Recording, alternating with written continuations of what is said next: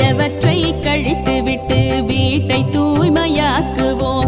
நல்லெண்ணம் பொங்க அகமும் புறமும் தூய்மையாக்குவோம். வாழ்விற்கும் வெள்ளையடித்து போகி நெருப்பில் கொளுத்துவோம். வளர்தல் உயர்தல் எழுதல் பொலிதல் நிறைதல் மிகுதல் பொங்கலே.